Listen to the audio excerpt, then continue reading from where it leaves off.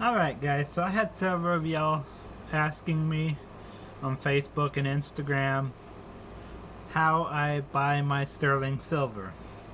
So I just figured I'd walk y'all through a little process of what I buy, what I look for when I'm buying, how much to pay, and just try to cover all the basics of it. So, for starting, I buy most of my sterling at yard sales, estate sales, thrift shops, and antique shops. Those are my four main ones, while estate sales are my favorite.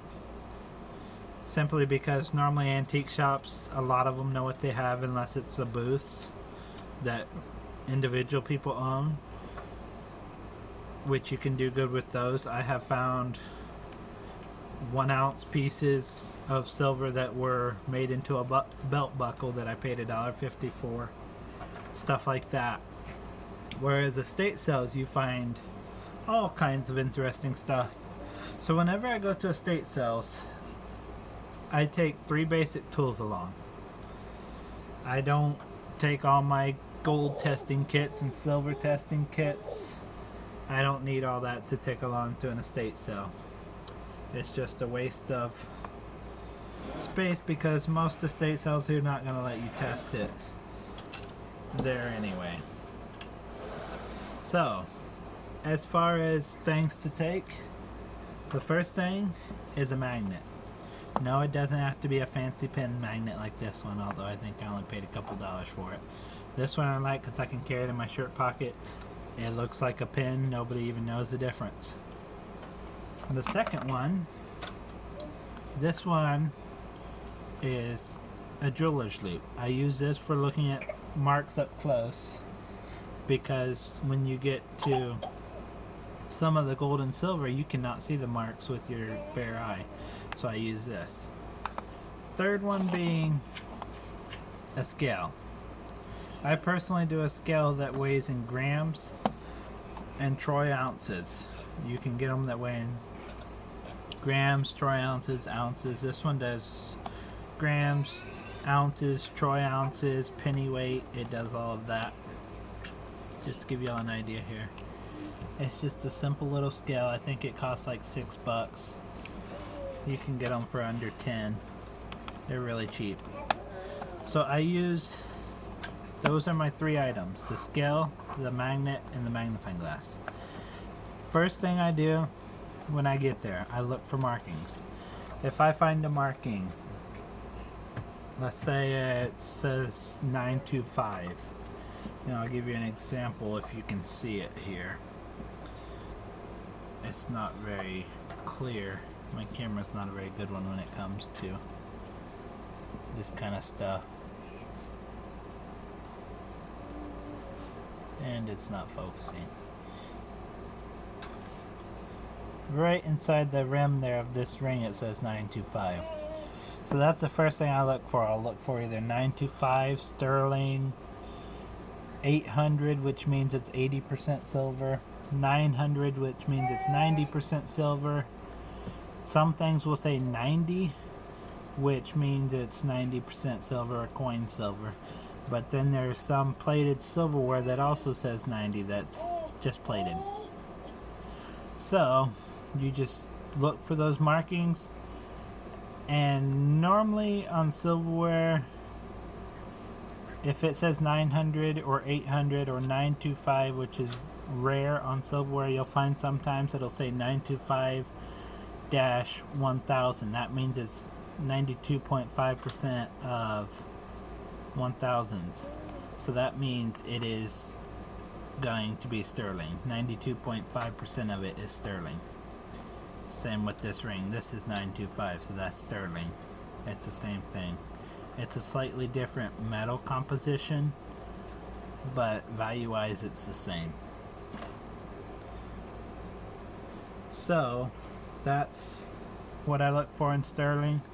When you come to flatware, you got to be careful because you get a lot of plated flatware along with your sterling, and you can't always go by what the seller says because You'll have all kinds of sellers that say, oh yes, this is sterling, or they'll have it marked as sterling. Check the markings yourself, because chances are it's probably not sterling. But for sterling, this for instance, this is a letter opener I happened to find and pick up for like $2. This has about half an ounce or a little more and silver in the handle. If you look at the blade here, we'll start with that. If you look at the blade, it doesn't say anything on it, but it's magnetic. This blade is stainless steel, it's not sterling. But the handle from here on down is all sterling.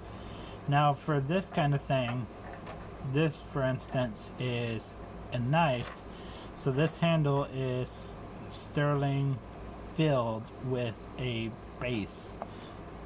So it's what they do with knives.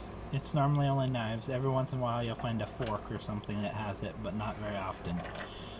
They take this handle, they fill it with a base, normally a type of concrete of some sort, and then they stick the blade in it. So this handle is sterling.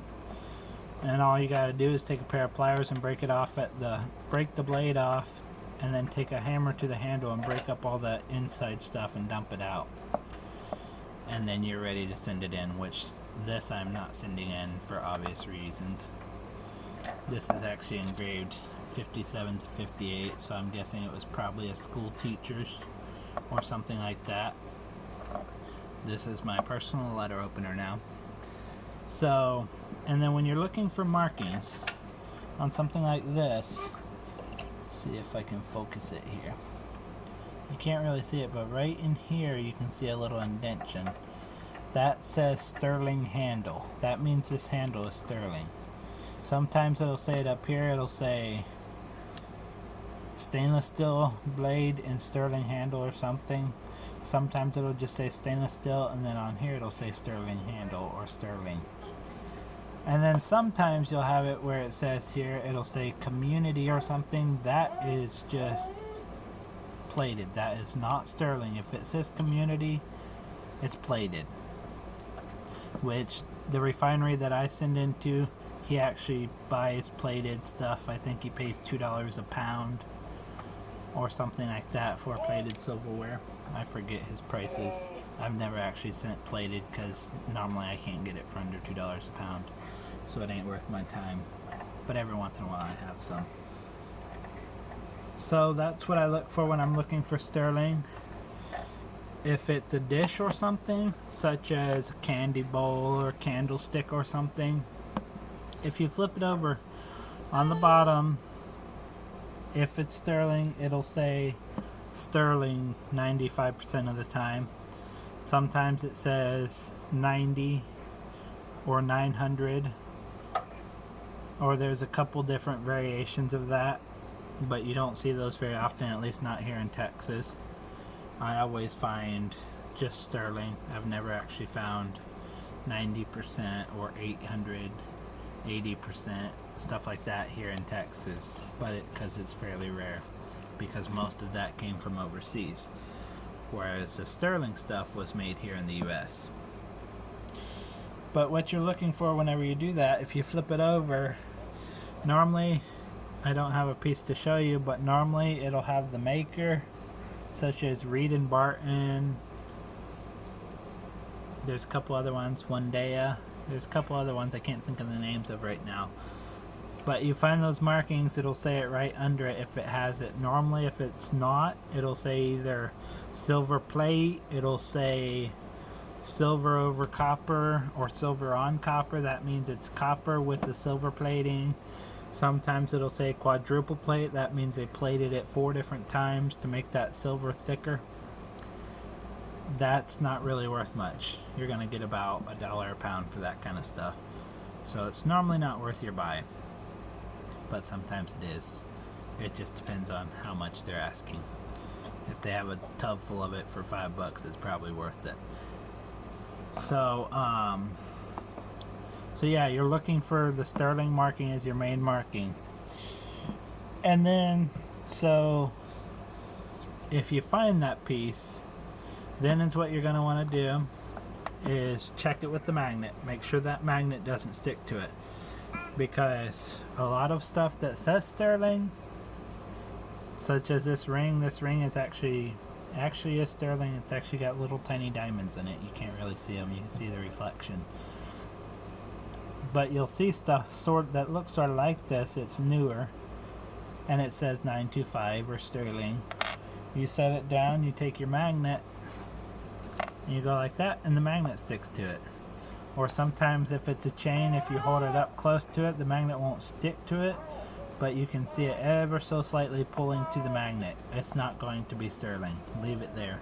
It's not worth your time or your money, because it's just silver plated most likely.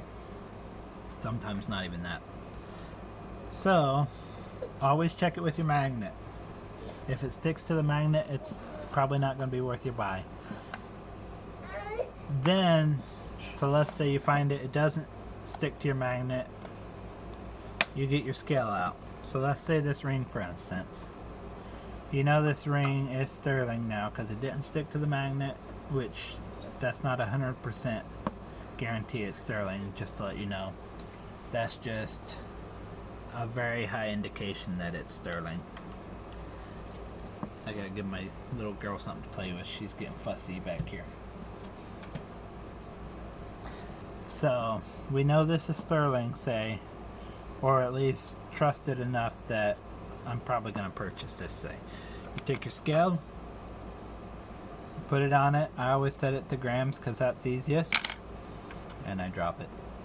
Drop it on there. 3.2 grams. And normally, even if they have a stone in them, I don't really take off for the stone unless it's a big giant one. Then I'll take off, but most times I don't even worry about it because I'm willing to pay silver price for a stone, because I pop them out and put them in a jar like this. Then I have a giant jar, a tiny jar full of stones. I got a few more than this, but these are just some of the cool ones. I don't know if there's anything worth anything in that or not, but maybe one day I'll find out. So we know this weighs 3.2 grams. So now once I know the weight, I will go to a silver calculator. I forget the exact name of it. I think it's CoinApps. They have a sterling silver calculator. So you go onto that and you enter in the grams. So 3.2 grams, and then it has the current silver price, and then you just hit calculate. It'll tell you exactly what that's worth. Now the refinery I send off to, he only pays 90%, so you obviously want to take 10% off of that price because that's what you're going to get for it. So let's say for this 3.2 grams, I know that's going to come out to somewhere around $2, give or take a little. I haven't figured this one up in particular anytime recently. And let's say they have $1 on it. You know it's a good purchase. Normally if they have that little on it, I don't even bother weighing it. I just buy it. Because even if I pay spot for it, I'm going to get something else at a better deal to make up for it. And I get more silver. So if they have like a good price, like say 50% of it, 75%, whatever, I'll buy it.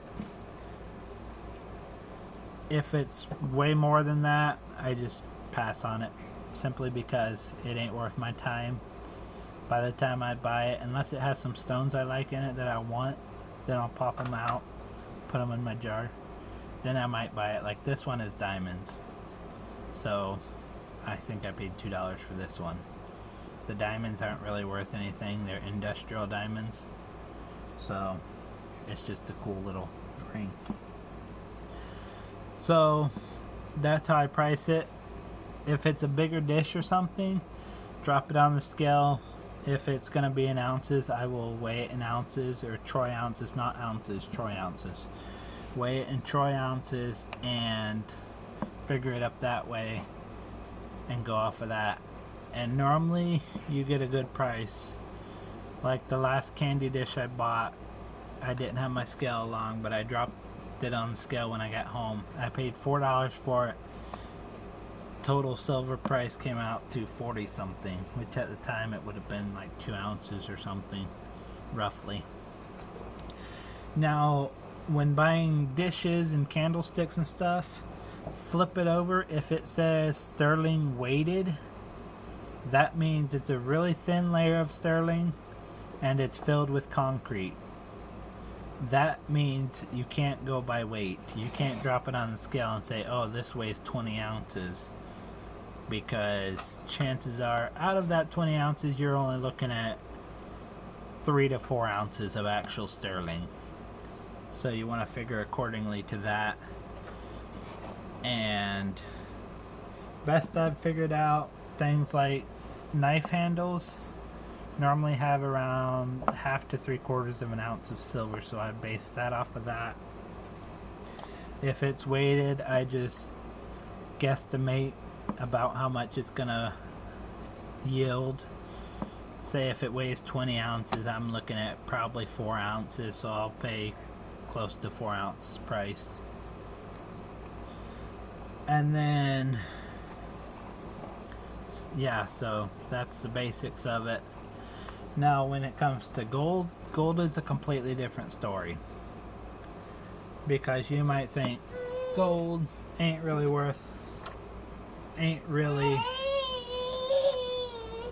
as quite as easy to do. So just to give you an example, we'll use this ring as an example again. If this ring was gold, so let's say this ring was gold. When you're looking at gold, you want to look inside. Instead of looking for 925, you're either going to be looking for 10K, 14K, sometimes 9K. Normally doesn't say it though when it's 9K. 18K, or sometimes if you're really lucky, you'll get a 22K, which I have never got so far. Best I've got was 18K. So if this ring, let's say it was 10K, we drop it on the scale, it weighs 3.2 grams. 10 karat gold right now, I haven't looked at it today, but it's currently going for somewhere around $30 for a gram. That's almost $100 ring there. So you know, if you get it for 50, 75 bucks, you're doing good. Which normally you'll get it even less than that. It just depends on how well they know their stuff. Same with 14. It goes up from there. And as far as calculating it, you drop it on the scale, see what it weighs, 3.2 grams. There's a gold calculator. It does the same thing. You enter the weight in grams. You enter the carat. For instance, if it was 14 karat, 10 karat. And then you hit calculate, and it calculates it and tells you exactly what it's worth. Same thing, you take off the percentage, which I think it's 95%, 92% maybe that my refinery pays. So then you know what to pay for it.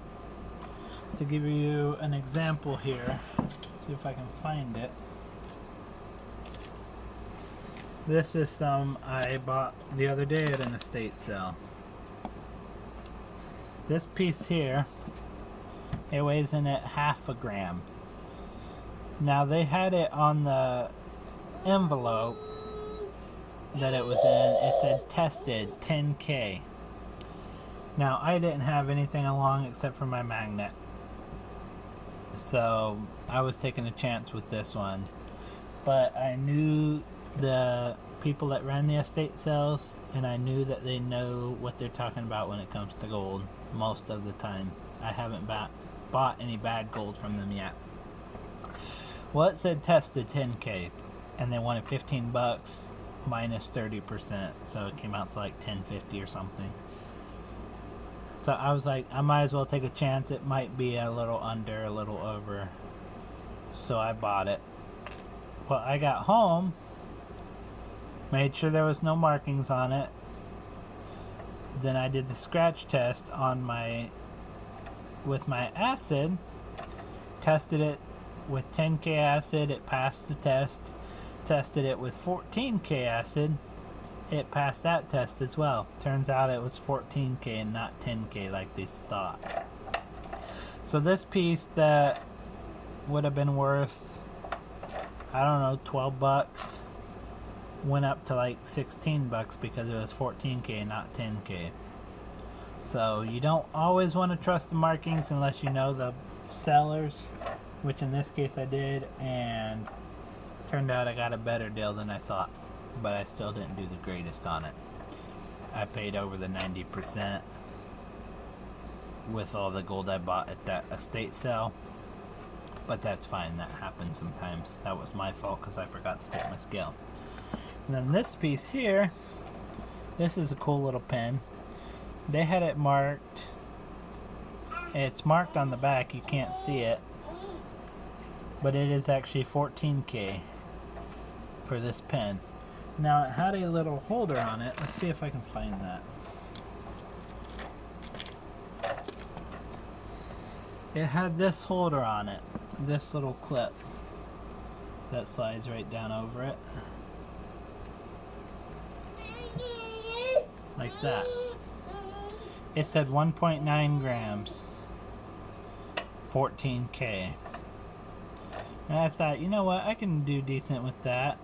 14 karat at 1.9. I think I paid $60 for it, which wasn't too bad. No, it was less than 60 because it was 30% off. 40 something. Anyway, like I said, I didn't have anything along to test it, but I was pretty sure this part here was probably not gold, at least not completely, maybe gold filled. So I got home, I took it all apart, I pulled my magnet out. The 14K passed with flying colors, it passed the scratch test and everything. The clip, on the other hand, it's not even gold filled. When they said 1.9 grams though, they weighed this as well.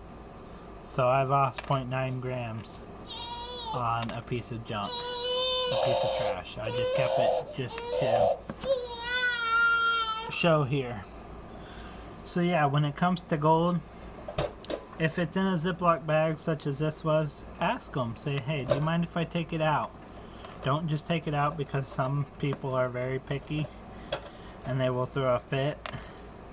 Whereas other people are like, I'll do whatever you want with it. And most of my estate sales that I work with, I know them very well. I'll walk up, they're like, yeah, open the case, help yourself. We trust you. Whereas normally they have to open the case for you and hand you one piece at a time, and that takes forever. But get to know your sellers. Once they know you, some of them will even call you and say, hey, I got all this stuff. You might want to come to this estate sale. And so I make sure I go. Or I'll call them and say, hey, do you have a bunch of gold and silver? And they'll be like, yes, we sure do. So I'll know to go. So now, as far as refinery, I ship all mine off to Prospectors Gold and Gems in Colorado. If you go on their website, it has all the information under refining. Tells you what to do, how to do it. You can either print the paper off there, or I will just fill in a paper myself. Make sure you put your name, address, phone number, what you would like to receive back. They will send gold bars back. They will send silver bars back. They will send silver coins back, and certain coins that they have on their web page. I think they have some 1/20th ounce maybe or something. Those have a high premium. But he will send basically whatever you want back that they provide. So just to give you an example, I'm not even sure what I did with the rest of them. I sent a shipment off the other day, and I got these back. I got 10 of these. These are his 1 ounce Don't Tread on Me bars. And I just told him, I said, I want 1 ounce Don't Tread on Me bars back because I had a customer for him. So this is what he sent me. He sent me 10 of these. Now these fetch a high premium. with silver like it is right now, these are going for $32, $34 a piece. So for me to get them back, I think I paid around $10 a piece after it was all said and done. Like $8 to $10 a piece after I got my silver back from what I bought at estate sales. So there are good buys out there. So you can get this back, you can get gold back, you can get cash back or a check. So just let them know what you want back and ship it in to the address he provides. If you're not sure about something, just let him, call him up, ask him, message him on Facebook, however you want to do it. And he's normally responds fairly quick.